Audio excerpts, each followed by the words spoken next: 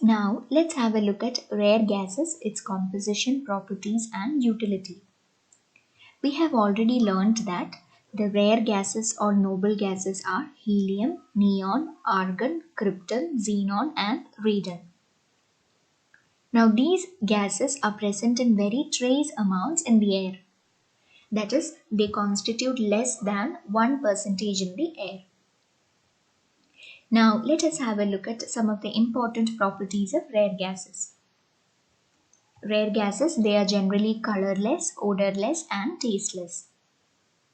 Rare gases are neutral in nature, which means they are neither acidic nor they are basic. And as we all know, rare gases are chemically inert, which means they are unreactive. Now let us have a look at some of the important uses of these rare gases. Have you ever seen advertisement signs that produces light, especially those that you can see during the night time in the open space? Yes, these advertisement signs are generally made up of noble gases like helium, neon and argon. So these noble gases are pumped into glass tubes, and when electric current is passed through them, it produces light. So generally, noble gases like helium, neon and argon, they are used widely in the making of advertisement signs. In addition to that, the noble gas helium, it is used in observation balloons. Now, observation balloons are generally used by the Intelligence Bureau. So, helium gas is filled in these observation balloons. This is because helium, as we know, it is lighter than air. Therefore, it has the ability to float in the air. So, it is this noble gas helium that is generally used in observation balloons. In addition to that, the noble gas argon is used in the making of electric lamps.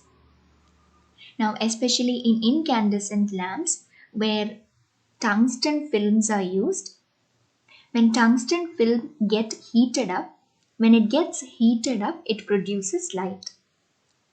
So generally, when the noble gas argon is used, it prevents the tungsten film from getting oxidized or from getting decayed. So generally the noble gas argon, it is used in the making of electric lamps. In addition to that, xenon and krypton are the noble gases that are used widely in the field of photography. So xenon and krypton are the noble gases that are filled in small electric bulbs that are used in cameras. So these noble gases, it produces a bright light which would be very useful while taking photographs. So that is why noble gases like xenon and krypton, they are used in the field of photography. So these are some of the uses of noble gases. Now let us have a look at the last important component of the air, that is polluting gases or impurities. The amount of impurities or polluting gases that are present in the air, it varies from one place to another place. For example, the air that is present in an industrial area will have more impurity compared to the air present in an open space. That is why we say that the composition of polluting gases or impurity, it is variable, which means it varies from one place to another place. The major impurities or polluting gases that are present in the air are sulfur dioxide, hydrogen sulfide, carbon monoxide, oxides of nitrogen, dust particles and smoke particles. Now let us have a look at the environmental effects or harmful effects of these impurities present in the air. Impurities like sulfur dioxide and hydrogen sulfide, when they are present in the air and when we inhale that air, it can cause serious respiratory problems. In addition to that, nitrogen dioxide that is present as an impurity in the air, when it combines with water, it can lead to the formation of nitric acid. Now this nitric acid, when it combines with rain, it can lead to the formation of acid rain. Now we know that acid rain is very much harmful for both living things and non-living things. In addition to that, dust particles and smoke particles that are present in the air can also cause respiratory problems.